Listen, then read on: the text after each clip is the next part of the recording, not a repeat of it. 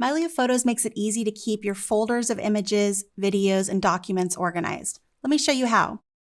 Right now, I'm in the folders view in Mylio Photos, and I want to move a few of my trip images into my main organization by year. It's really, really simple. I'm going to go ahead and double click into my trips, and then I'm going to open up the folder tree on the left. You'll see I also have my organized by year option here, and I'm going to twirl down that particular folder, and you'll see that I have Fiji in 2003. This folder is in a separate trips folder, and I want to move that into my main organization. So all I need to do is grab that folder and drag and drop that over here on 2003. It's going to ask me to confirm. I'll say yes, move that folder, and that folder has now been moved into my main organization. Let's do that one more time. I'm going to grab this one here from 2012. Again, I'm going to click and drag that over here to 2012, and say move.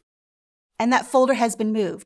Not only has this folder been moved in Mylio Photos, it's also been moved on my hard drive. It's that simple to get organized.